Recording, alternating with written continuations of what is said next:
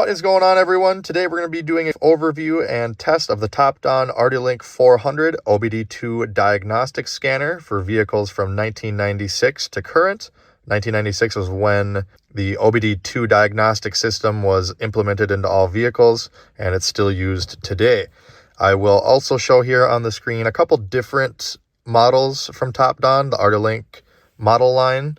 If you wish to purchase a different one instead, they have a couple different options. As you can see here, the different kind of features of each different one, and the pricing varies on each. I will post product links down in the video description for each one if you wish to purchase them online. The Artilink400 model is a 7-button design with a 2.4-inch TFT color display. The Artilink400 allows you to read diagnostic trouble codes as well as clear them.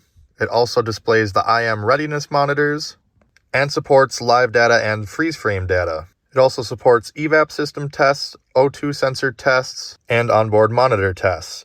A lot of these features are going to be dependent on if your vehicle supports it. The scan tool itself does support it, but your vehicle may or may not. So you may want to refer to your manufacturer regarding certain tests. You can also look up vehicle information, graph live data, and look up diagnostic trouble codes without the need of internet access. The only thing this unit cannot do compared to its big brother is print via PC. So now that we've gone over some of the specs and features, let's go out to the Jeep, get it unboxed, and test it out.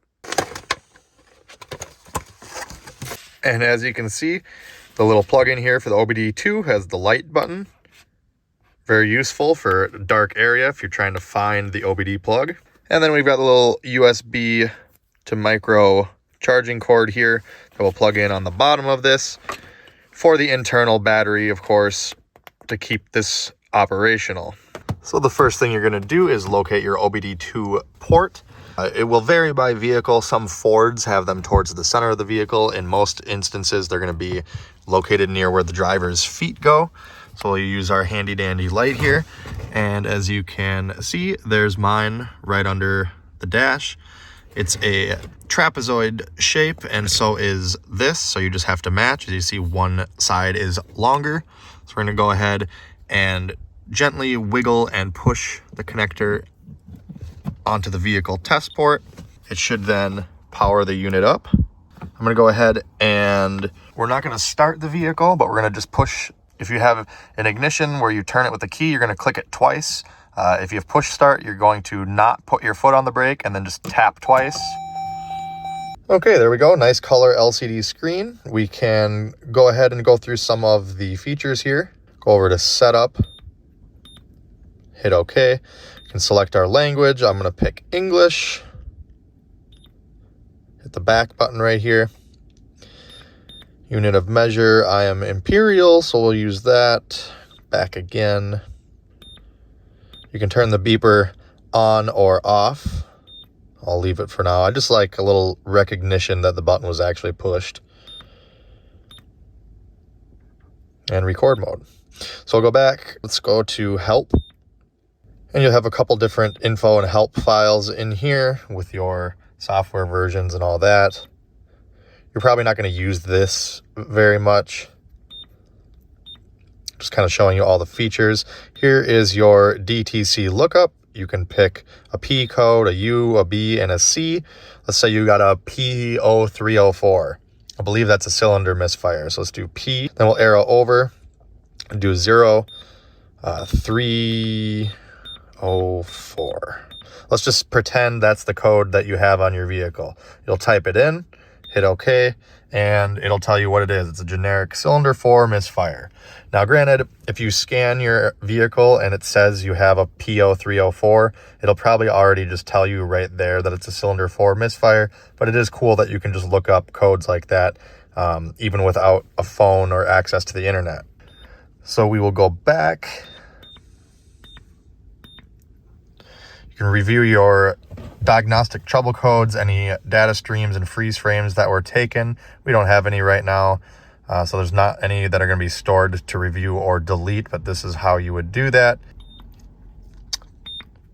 Try the IM monitor. It tells you all the different systems that we're connected to. And now we'll go to the meat and potatoes here of it, OBD2. And then sometimes you'll have two different control modules here you can connect to. They're not always labeled. As you see here, it doesn't really make sense. So one might be ABS and one might be engine. If you connect to one and you're not finding any trouble codes or not finding the data you want, back out and go down to the second one. I'll just show you both here. We can read codes, no fault codes, so we can go back. We are in the 2021 Jeep Grand Cherokee with 4,000 miles on it, so there's no issues right now. But if you wanted to clear codes, you would go down here, hit clear, and yes. Ignition on with the engine off. Yes again. And it resets everything. You've got your readiness monitors here, again showing you what systems are online and supported. Data stream. You can select certain items or just view all of them. But let's just say we want engine RPM. And then we'll hit the back button and it shows we're at 0 RPM, and that's because the engine's not running. So you can view certain parameters like that. This vehicle doesn't support freeze frame data, so that brings me to another point. Depending on what vehicle you're connected to is going to kind of determine what features you can and can't do with the scanner. And that's the case with a lot of scanners. They can only do whatever the vehicle can do. So if there's certain tests that this can run, but the vehicle's not capable, you just won't be able to do it, unfortunately. But you can go down to like O2 sensor test here. This one, again, not supported on this vehicle, but it is an option on the device. Same with the evap. You can go down to vehicle information, get your VIN. Once again, this vehicle not supported, but certain ones it might be. But the main thing you're going to be using this for most likely is the lookup of the trouble code and actually hooking up to scan the vehicle for codes to read them and clear them.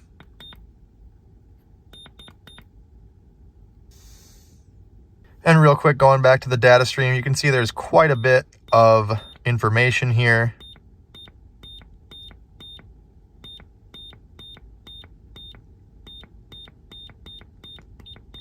Once again, it's going to depend on the vehicle, but lots of different stuff here. For a scanner of this cost, it can do quite a bit, and it's nice to have that color screen. Also note here that depending on the fault code, if I had fault codes, depending on which one was selected, it will tell you right here if you have no DTCs, if you got pending DTCs or permanent DTCs, depending on the color of the LED that's displayed. As you see, mine is green. And when you're all done, to unhook, you'll simply just back out. I like to back out to the main screen right here. You can't go back any further. We will turn our ignition off, and then you'll just reach under, carefully grab, wiggle, and pull the connector back off of the factory OBD2 port and store your scan tool for later. So that is going to do it for this quick overview and test of the TOPDON Artilink400 OBD2 scanner. I think it's a good value for what it is. I like the operation of it, and again, the colored screen. The built-in LED light on the connector is also a nice feature and added touch as well. Again, I will post this product as well as their other products in this line down in the video description if you wish to purchase online. Hopefully this video was useful to you guys. If it was, make sure you hit that like button, comment down below with any questions, and check out my other videos here on YouTube. Check me out on all my socials, and as always, thanks for watching. Have a great day.